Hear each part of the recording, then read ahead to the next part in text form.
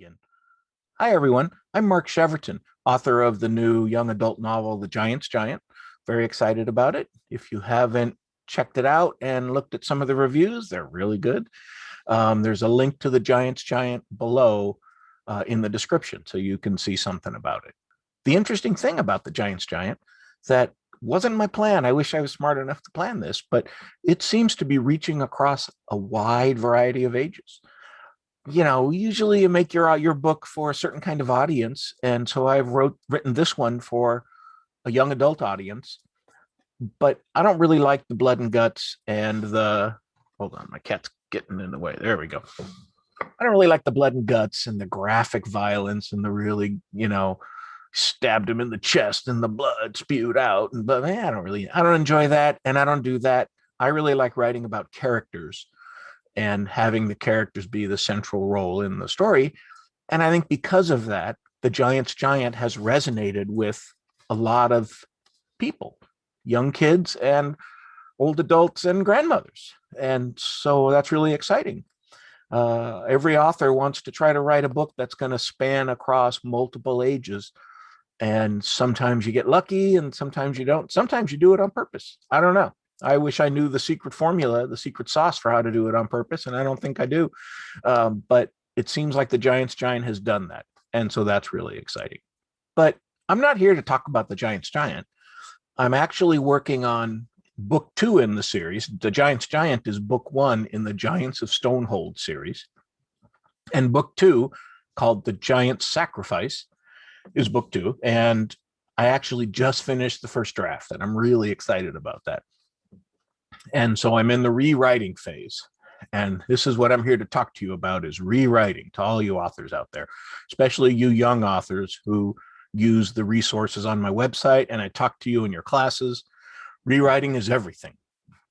And there's a saying with authors, and that is writing is rewriting, which means you write the first draft and you've just started the writing process. The rewriting is where it really is going to get good. And that's when you're really going to make it sparkle. And now there's a quote, and I want to read it and make sure I get it right. There's a quote from Terry Pratchett, a famous fantasy writer who's written like a bazillion books. His series, Discworld, there's 40 books in that series. 40 books. Holy crap.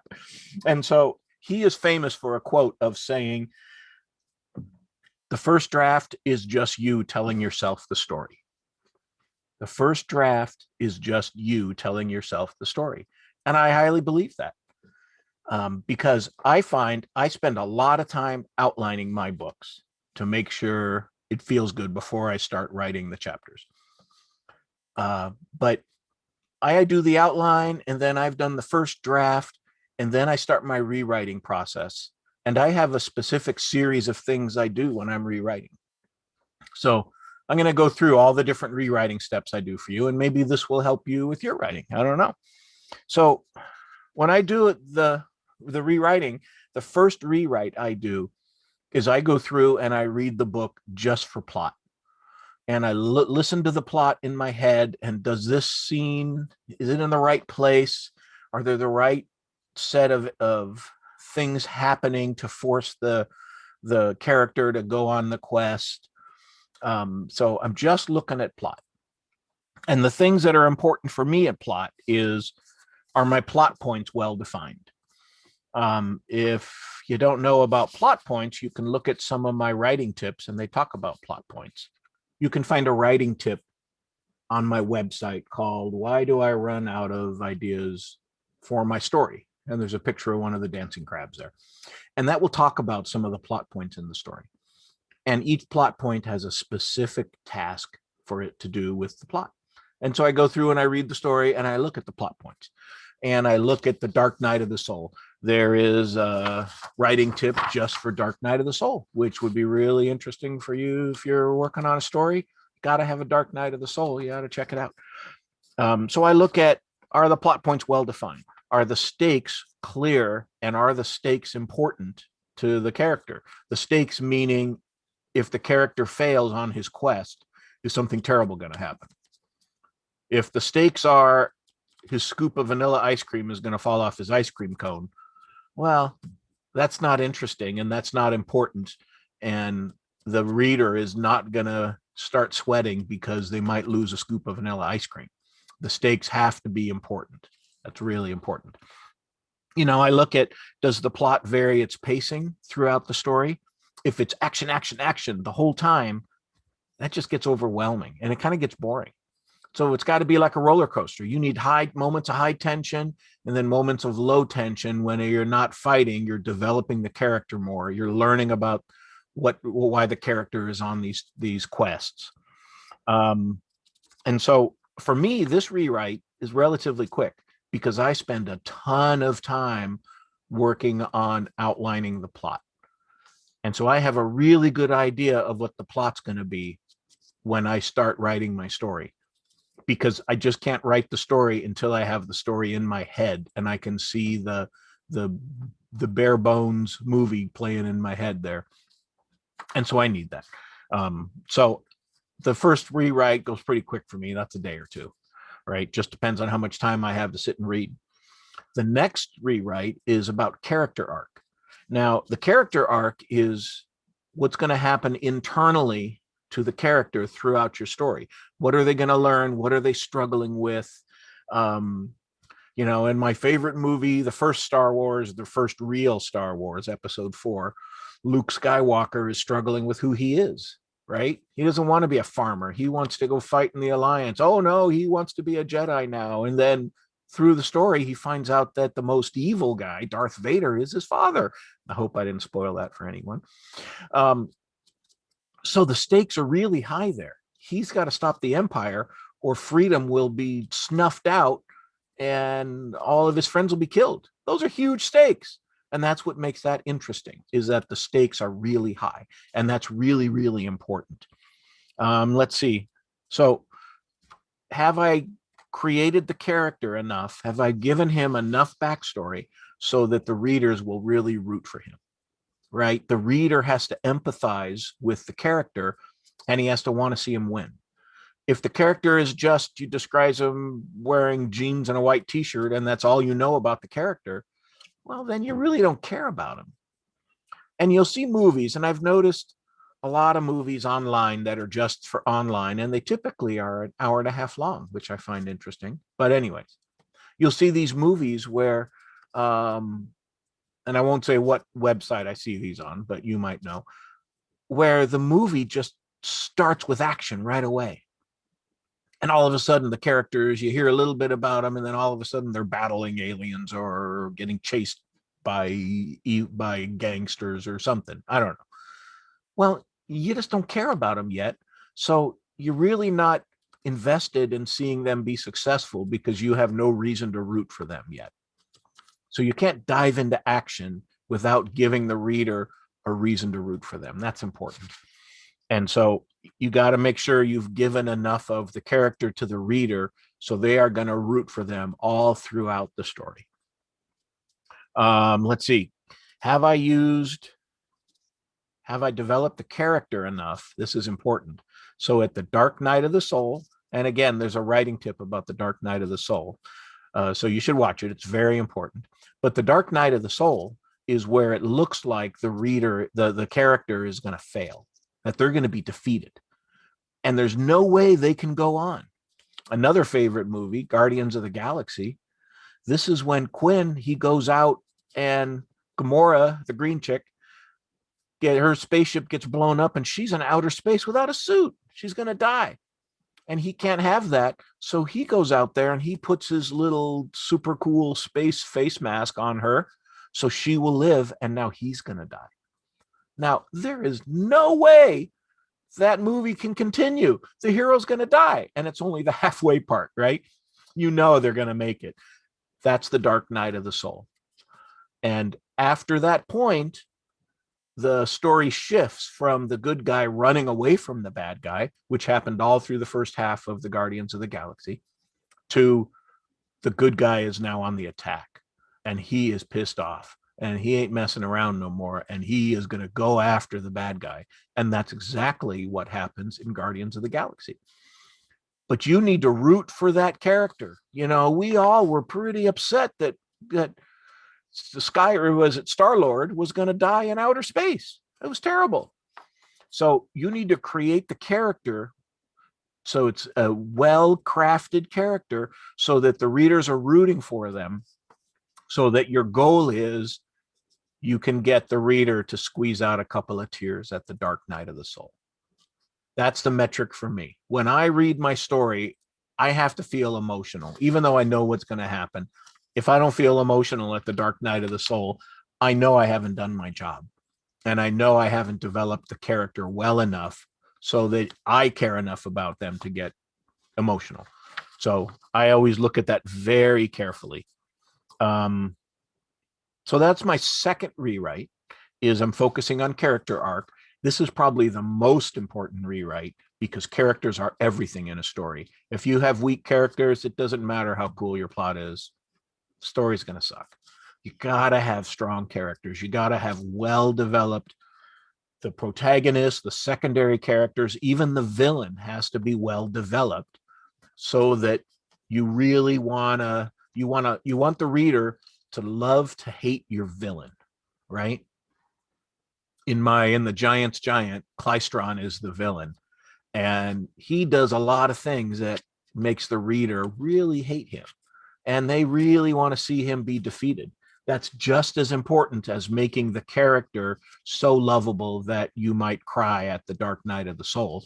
Well, in the final battle, you want the reader to go, woohoo, Darth Vader is gone. Yeah. So you want to do that. And so developing the villain is just as important as developing the main character and the secondary characters. And that's what I do in my second rewrite is I look at all the characters and I look at all the information I'm giving the reader and am I making them feel real to them? Third one is dialogue. Dialogue is so important. It took me a long time to learn how to do decent dialogue. One of my first books got a review on Amazon, and my dialogue was compared to a microwave burrito that was not cooked long enough. I love that description. And it was pretty accurate. My dialogue was terrible. And I've learned to do it a lot better. And I've learned from other authors, and I've learned from workshops and conferences and stuff and books. I read a lot of books on dialogue. But what's important is that your dialogue seems natural and it seems engaging. And there's what I was told by a couple of famous authors, Richard James and Robert Dugani, is you can't have any bogsat, B-O-G-S-A-T, bunch of guys sitting at tables, right? You can't have a bunch of guys just sitting around at a table talking because they're not doing anything. You need people up, you need people moving around, you need people to do something, or your dialogue is just a bunch of words and no one's going to read it. Everyone's going to skip it. So I have a writing tip on dialogue that you should check it out on my writing tips page. But it's important to create tension in your dialogue. Having everybody agree with each other is boring. Tension is what makes a book interesting. So I look to see, do I have conflict in my dialogue? Am I minimizing the dialogue identifiers? Sometimes they're called declaratives, I think. I don't know. I'm not a big grammar guy. But you want to minimize the he says and she says because it gets really repetitive. And you want to replace them with action. You want to have action. I'm going to get you, Brianna said. Instead of that, could be I'm going to get you. Brianna reached over her shoulder and pulled out her warhammer and glared. So that's an action that identifies who the speaker is. And so you want that. You want action in your dialogue. You want tension in your dialogue. You want to vary the length of the sentences in your dialogue and the sentence structure to keep it interesting. If a person's getting angry while they're speaking, you're probably going to want to use shorter sentences because it makes it feel like it's rapid fire and it's fast. And so you can vary the sentence length to make that happen. And so I do that. I look at the sentence length. I look at the conflict. I do all of that just with the dialogue as I'm reading through the rewrite. The next rewrite is looking at the setting. And setting is really important. Authors love describing setting with as much flowery words as they can. But that slows down the story and it can get boring. when I read a book, I'll read that stuff. I get the idea of what the author's talking about for the setting, and I just skip the description and I go to the dialogue, because reading 2 paragraphs, 5 pages of description is boring. And I don't like to do it. And so I skip it. And if there's a lot of that stuff, I might not finish the book. I might just give up on it and go get another book. So I look at my descriptions and I make sure they're tight and they're succinct, but I'm using imagery so that you can see the description in your head. You want to put the reader in the scene so that they feel like they're there with the characters. And so you want to be very cleverly descriptive, not just say the grass was green. You want to say the grass was like an emerald carpet with flowers dotting the hills like tiny candy on scoops of lime ice cream or something. Right? You want to describe it in an interesting way so the reader can see it. But also part of the description is how the character interacts with it. If the character is angry, they're going to see different things than if the character is happy. So I always try to align my description of the scene with the state of the main character so that those things align. And whenever possible, when I'm describing a scene, I try to use sensory details with the character. So I check while I'm doing the rewrite, is the character, when they go into the forest, does the character smell the oaky smell of the trees? Do they smell the fragrant smell of the flowers? Or maybe I have a scene where it's in a swamp and I had a bunch of readers suggest names for the swamp, and there were actually 4 great names. So I put those in the book. But how am I going to describe the swamp? I'm not going to say it was bleak and dreary and stinks, right? You know, it looked like a nightmare come to life, maybe. Or the terrible smell of, that's a bad thing, but the terrible smell of the mist coated her tongue and made her want to wipe it on her sleeve. It tasted so bad. You know, every breath tasted like death. That's a better way than saying it stinks, right? So you want to use sensory details when you're describing your setting, because that puts the reader in the scene. And that's always really effective. Okay, the 5th rewrite for me is tension. Now I'm rewriting and I'm rereading it and I'm rewriting and I'm looking at, am I cranking up the tension the whole way? Am I throwing obstacles at the reader and the obstacles are getting harder and harder and harder? They should never get easier. The tension should always go up.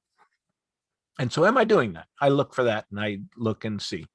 A big thing I like to use when I'm creating tension is plot questions. And you can see a writing tip on my website about how to use plot questions to increase tension. They're like little mini cliffhangers, and they work really well to put the reader at the end of a chapter and make them wonder what's going to happen next. And so they got to turn the page. They don't have a choice because they want to find out what's going to happen. I'm not going to do it where the sword comes in and it's about to hit the guy in the neck and then I stop right there. You know, that's not a good place to stop. But I might create a plot question and put a pause right as Brianna grabs her warhammer and charges at the monster. End of chapter. Well, the reader wants to find out what happens. And so they turn the page and they keep reading. And that's always your goal as an author, to keep the reader reading. And don't give them an excuse to put your book down. So I use those plot questions a lot to amplify the tension at the end of a chapter. And so those can be a very effective tool. Also, I look for, am I varying the sentence length throughout the story? If you have a lot of sentences that are the same length throughout, the story will feel boring and repetitive. And when I go into a scene that's a high tension scene, I want to make sure the sentences are short and crisp. I've read some authors who have used incomplete sentences to crank up the tension. I tried to do it. I couldn't do it very well. It just read like bad writing when I did it. But some people do that. So I look at the sentence length and I make sure I'm varying the sentence length, and I am shortening the sentence length when I'm going into a high tension, high conflict scene. And I make sure if I'm in an area that's high tension, I'm not spending a lot of time describing anything. I'm not describing the setting in the middle of a battle. The focus needs to be on the battle and what the character is struggling with in the battle. And by the way, I have a very popular writing tip about the anatomy of a battle on my website under the writing tips. And so you got to check that out. Okay. And then the last rewrite I do is reading it aloud. So this is the last thing I do before I send it to my editor is I read the thing aloud. I feel kind of dumb doing it, but I always do it. And the times when I haven't, I was sorry because the number of typos were huge and the number of mistakes were huge. And some of them slipped past the editors and got put into print. And that's terrible, right? That's the worst. So I read it aloud. I come down here into the basement. That's where I am here. It's a little chilly, but that's the way it goes. And I read it aloud and I mark it up when I see something is wrong. I mark it up when I find that there's a typo. I mark it up and I make sure I fix all that stuff. For some reason, it's a psychology thing. If you just read it on the page silently, your brain will fill in the word that should be there, even though you didn't write that word.